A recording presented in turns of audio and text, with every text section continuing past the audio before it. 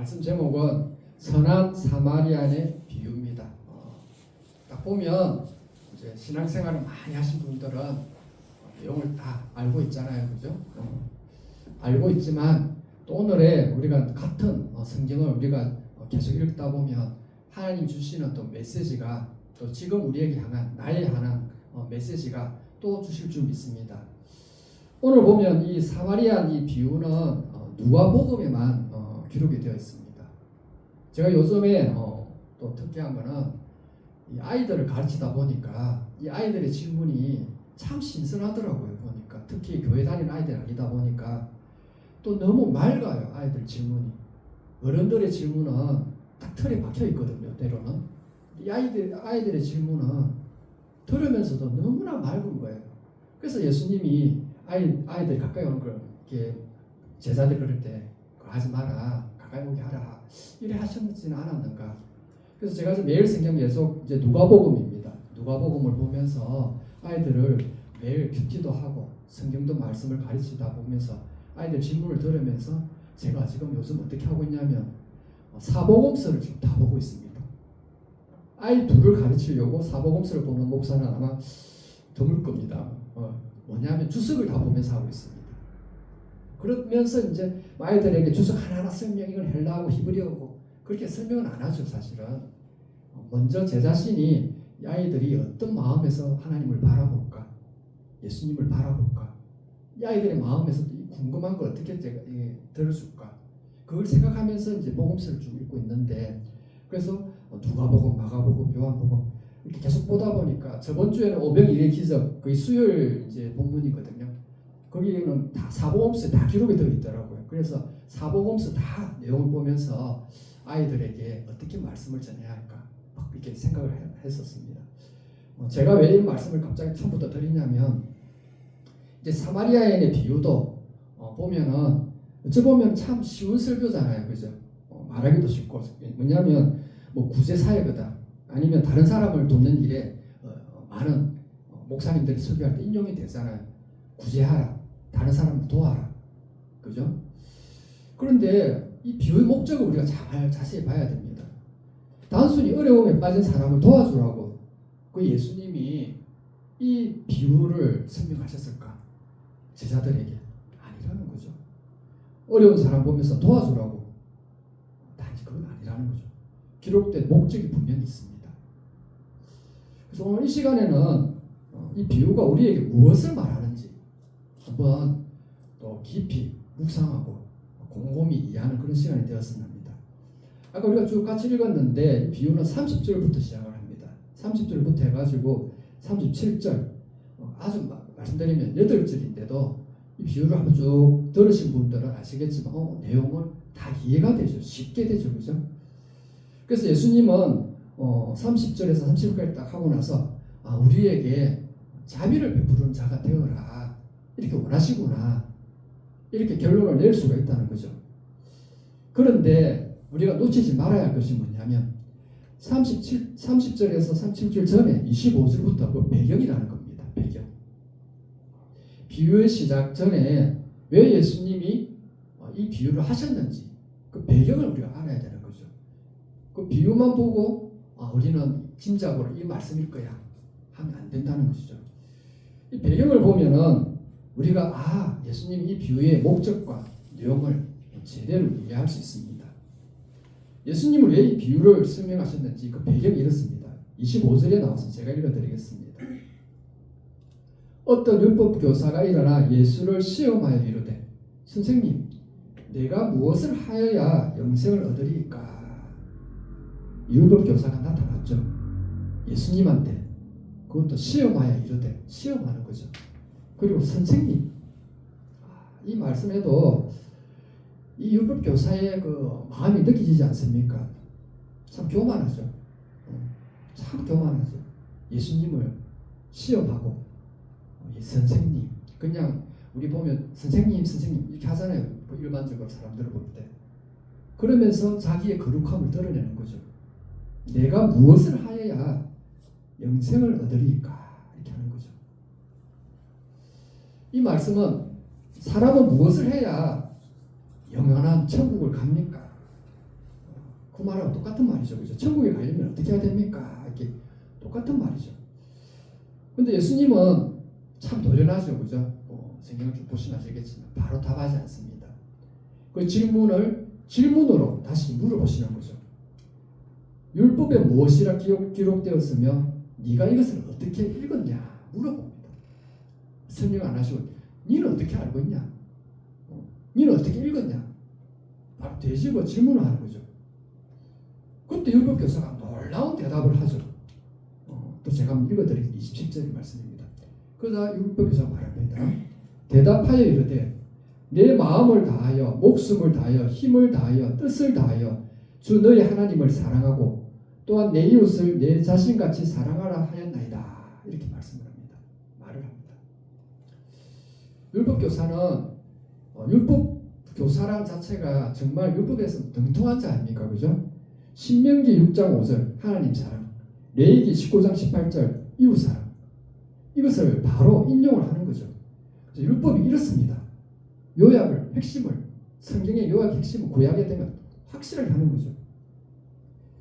근데 이 율법 교사가 이 답이 얼마나 정확한 답이냐면 예수님이 신약 시대에서 예수님이 전하신 말씀하고 너무나 일치하다는 거죠. 마태복음 22장 37에서 40절 쭉 읽어보면 예수님 율법 중에 큰 계명을 설명하실 때 무엇입니까?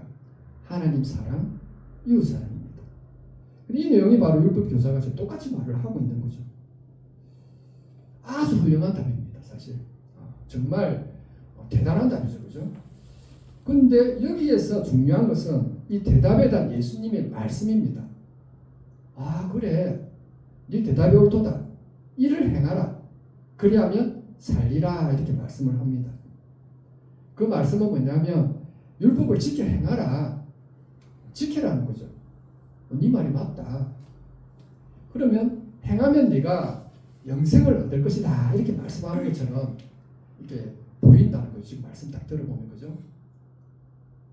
그래서 우리 예수님 말씀을 이제 믿음으로 믿다 보면 분명히 신칭이 우리는 믿음으로 영생 구원을 받는데 예수님이 지금 행함으로 영생을 얻을 수 있다고 하신 것 같다. 이제 곡해할 수 있는 거죠. 짧게 보면 깊이 안 보면 그죠? 그렇게 잠깐 생각할 수도 있는 거죠. 예수님이 지금 믿음이 아니고 행한 선한 일을 해야지 구원받는가? 이렇게 할 수 있다는 거죠. 우리는 다 알잖아요. 그죠?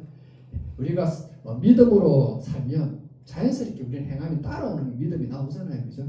근데 순간적으로 이렇게 할 수 있다는 거죠.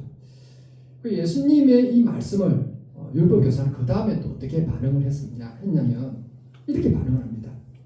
그 율법 교사죠. 그 사람이 자기를 옳게 보이려고 예수님께 여짜오되 그러면 내 이웃이 누구니까? 이렇게 질문을 다시 합니다. 이 유대인들, 율법교사, 바리새인들 보면은 사람들 앞에 자기가 옳게 보이려고 참 많이 하죠. 그래서 나는 금식을 정해놓고 한다. 나는 기도를 이렇게 한다. 사람들 앞에서 그러는 거죠. 자기의 모습을 보는 거죠. 그럼 많은 사람들이 이런 율법교사, 바리새인 이런 사람들 보면서 존경의 눈빛을 보잖아요. 그죠? 자기를 옳게 보인다는 거죠. 나는 율법을 잘 지키고 있다. 그래서 나는 하나님이 영생을 주신다면 그 영생에 받기에 합당한 사람이라 이렇게 사람들 앞에서 보이는 거죠.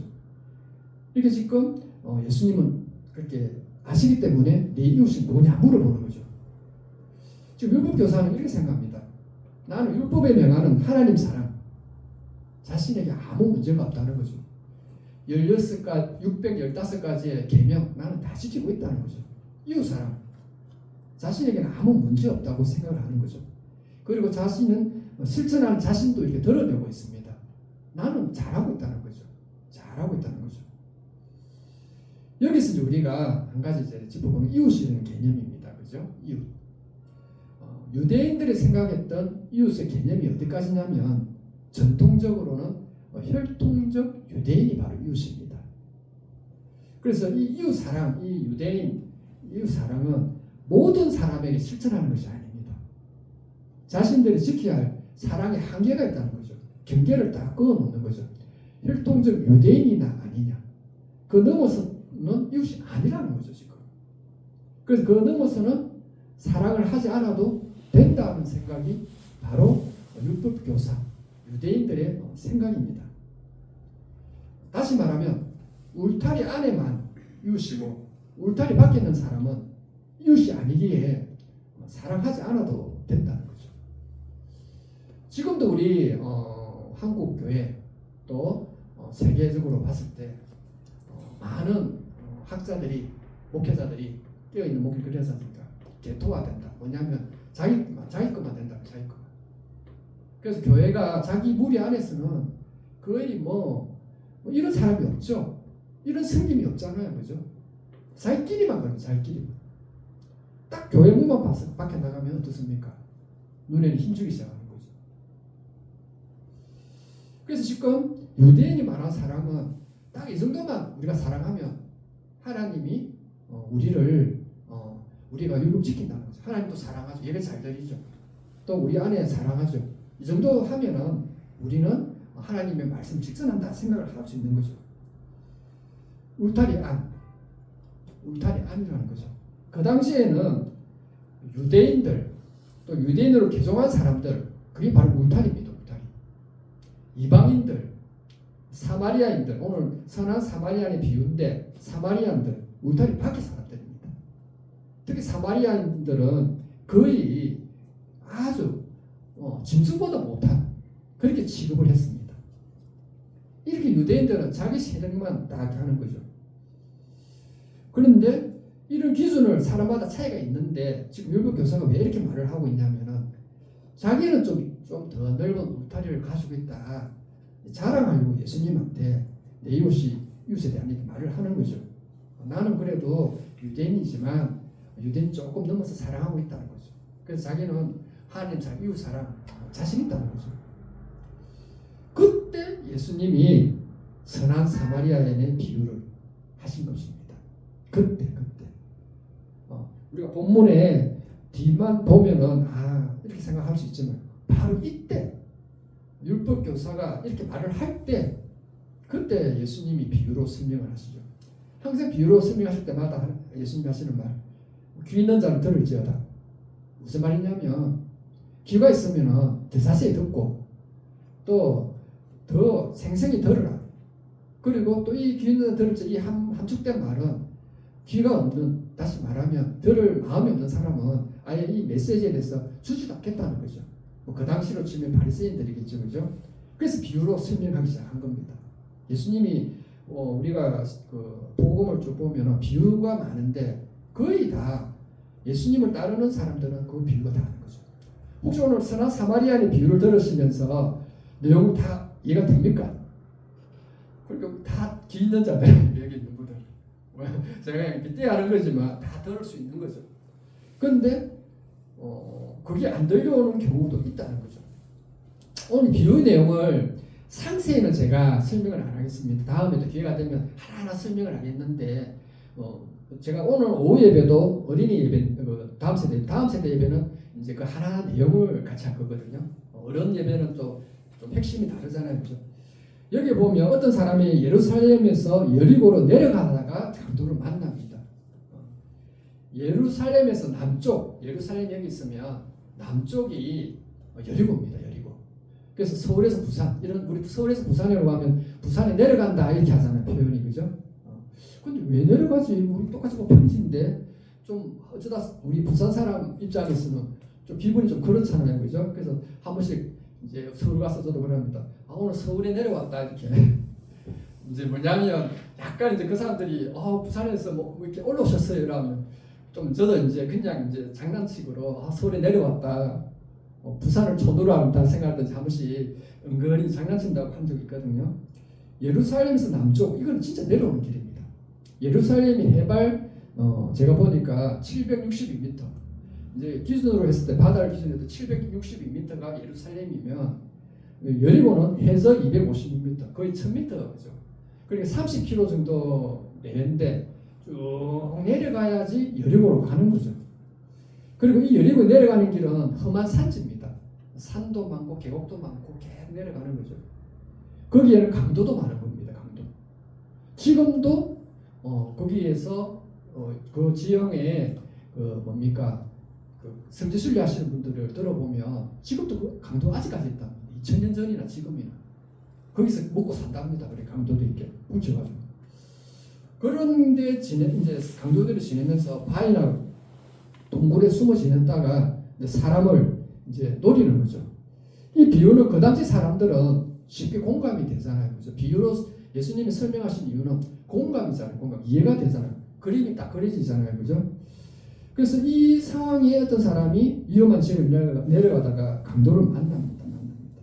근데 옷을 다 벗기고 죽을 정도까지 때린 후에 버리고 간 거죠. 옷도 돈도 다 빼앗깁니다. 그 당시 옷도 귀하기 때문에 강도들이 옷도 다 뺏어갑니다. 그리고 다 가고 나서 그 죽은 만큼 심하게 맞은 거죠. 움직일 수 없는 상황이라는 거죠. 다른 사람의 도움 없이는 어떻게 할 수 없는 상황이 이제 지금 상황입니다. 그때 누가 지나갔습니까? 바로 제사장이 지나갔습니다. 제사장은 율법에 따라 성전에서 그 당시에 희생 제사를 드리는 경건한 제사장이죠. 굳이 비유를 하다 치면 지금으로 치면 목회자 정도 생각하시면 돼요. 목회자 꼭 아니지만 어차피 또 교회 예배를 주관하니까 그죠? 그래서 목회자 정도로 생각하면 되는 거죠. 그래서 처음에 비유로 설명해 제사장이 지나간다 이렇게 하잖아요, 그죠? 그때 강도 만나는 사람은 어떻게 지나갑니까? 피하여 지나가다 되어 있습니다. 피하여 보면서 맞은편으로 피하여 가는 거죠. 딱 보면서 돌아서는 거죠. 방향을 바꾸는 겁니다. 외면합니다. 그리고 그 다음에 등장하는 사람이 레위인입니다. 레위인은 종교적인 일에 헌신하는 사람 아닙니까, 그죠? 성전에서 업무에도 충실하고 제사장 돕고 성전 관리하는 분들. 지금으로 치면 권사님, 장로님, 집사님 다 그런 분들 아닙니까, 그죠? 성도님들까지 그죠? 이 레위인입니다. 그런데 제사장과 똑같이 가는 거죠. 피하여 지나가는 거죠. 여기서 보면 두 번의 기회 제사장, 레위인 다 지나가는 거죠.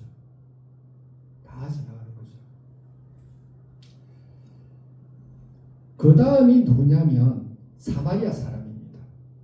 유대인이 아니죠. 유대인이 가장 경멸하는 사람들이죠. 이 사람이 여행 중에 이제 거기 이르는 거죠. 원래 여리고는 제사장 그리고 뭡니까 레위인들이 많이 거주하는 지역이거든요. 근데 여기서는 사마리아인 여리고로 가려고 간 것이 아니고 여행 중이었습니다. 여행 중. 왜냐하면 서로가 원수이기 때문에 잘못하면 죽고 살고 이런 문제거든요. 그래서 가급적이면 이웃이고 뭐고 가까이 안 가는 거죠. 그런데 사마리아 사람이 강도 만난 사람을 보고 어떻게 합니까? 불쌍히 여깁니다. 불쌍한 거죠. 우리는 이 대목에서 아무런 충격이 없잖아요. 그죠? 불쌍히 여겼겠지. 그러나 그 당시 사람에게는 엄청난 충격이죠. 어떻게 사마리아 사람이 유대인을 보고 불쌍히 여겼을까? 그리고 그에게 가까이 갔을까? 그죠? 우리가 생각하는 기준으로 보면은 제사장이나 레위인이 가야 되잖아요. 유대인을 보고. 그리고 거룩한 제사장, 하나님의 열심인 레위인 그런 분들이 사마리아인한테 가야 되잖아요. 그죠? 유대인 강도 만난 자를 가야 되잖아요. 그런데 그들은 그들의 길을 가는 거죠. 물론 신학적인 주석이나 해석을 보면은 제사장이 가까이 하지 못한 이유 생각하는 겁니다. 그 뭐냐면 제사 업무를 하기 위해서는 부정하면서 손대면 안 되기 때문에 지나갔다. 이런 말도 있고 이런 있죠. 가장 근접적으로 우리가 생각했을 때 지금 말씀에서 봤을 때는 그것까지는 생각하지 말고 그냥 지나갔다는 거죠. 그리고 그는 응급처치를 하는 겁니다. 모르는 사람을 위해서 짐승을 태워서 주막으로 데려가는 거죠. 지금으로 치면은 응급처치 해가지고 구급차 불러가지고 병원에 가는 거죠 지금. 그리고 가가지고는 하룻밤을 머물러다가 그를 간호하는 거죠. 병원비를 주는 겁니다 지금. 그리고 필요한 거 다 주겠다고. 데나리온 2 이때 품삯입니다. 그까지 다 주겠다는 거죠. 여기서 사마리아 사람은 자신이 알지 못하는 사람을 위해서 어떻게 합니까? 자신의 수고, 자신의 시간, 자신의 물질 다 희생합니다. 예수님은 이 비유를 마치시고 제자들에게 질문을 하십니다. 한번 같이 읽어보겠습니다. 예수님이 하신 질문입니다. 시작. 내 생각에는 이 세 사람 중에 누가 강도 만난 자의 이웃이 되겠느냐? 질문을 하는 거죠. 율법교사는 나의 이웃이 누굽니까? 질문했습니다. 율법교사는 자기는 울타리 내에 다 생기면서 내 이웃은 누구냐고 이렇게 합니다. 그런데 그건 중요하지 않은 것이죠. 나는 누구의 이웃입니까? 이걸 지금 예수님이 물어보죠. 누가 강도 만난 자 이웃이 되냐?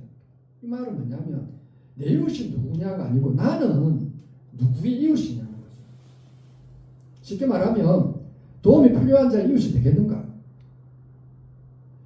내가 이 사람과 구별해서 내가 사랑할 만해서 나를 따지는 것이 아니라는 거죠.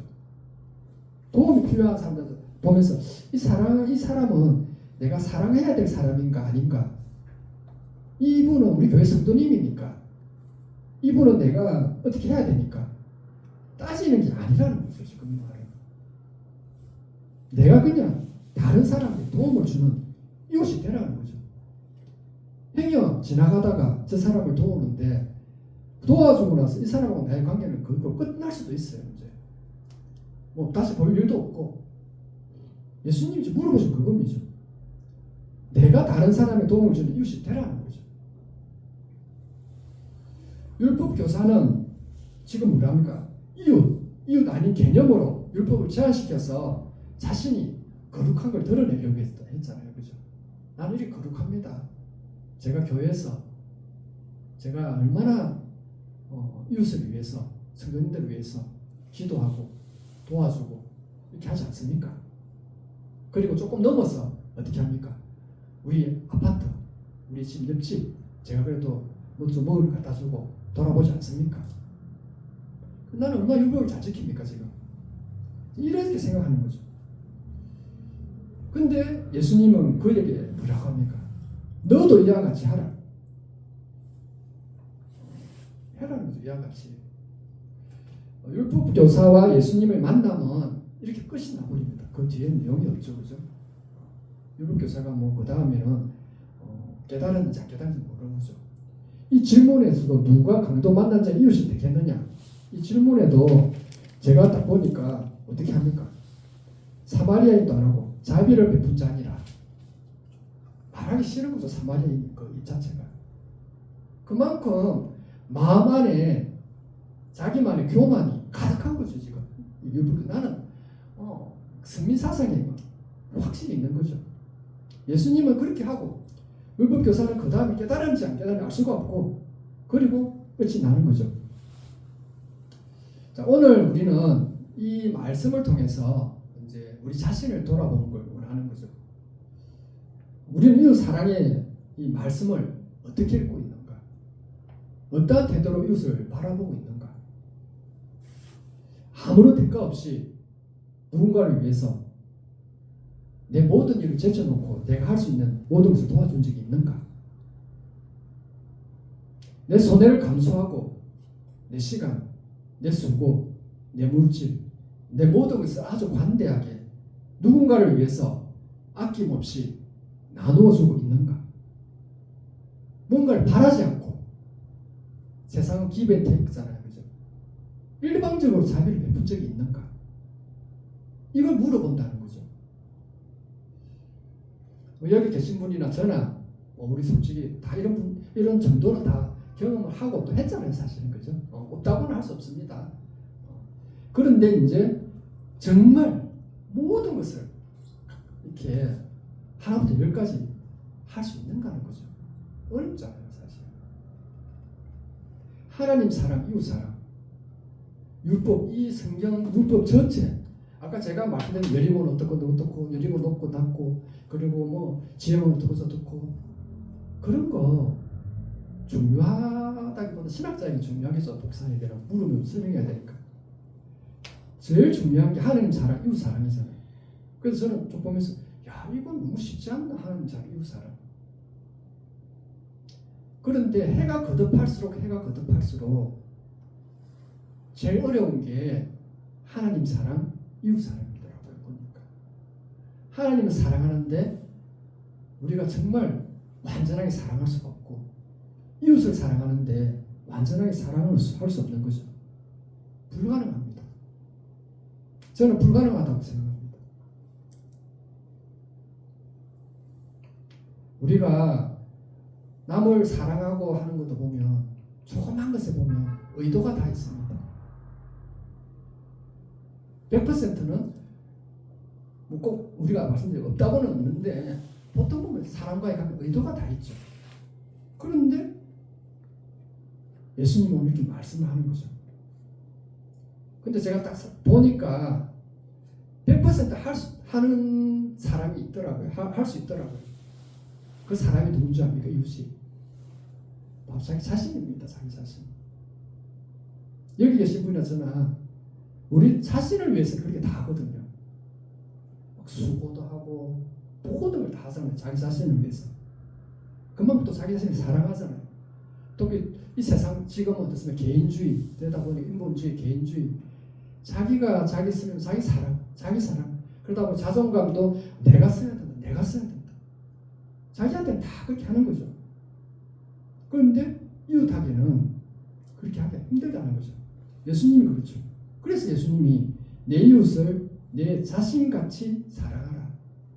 내 이웃을 네가 할 수 있는 여력만큼 사랑하라가 아니고, 네가 너를 사랑하는 것만큼 사랑하라는 거죠.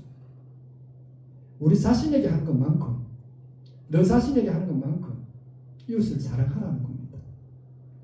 또 우리는 이웃의 범위, 그러면서 이렇게 할 수 있죠. 나는 내 자신도 사랑하지만 범위를 넓혀보면 우리 가족, 그죠? 저도 제 딸이 있지만 그래도 다르잖아요, 그죠? 또 배우자, 안 그렇습니까? 서로가 얼마나 의지가 됩니까, 그죠? 안 그렇습니까?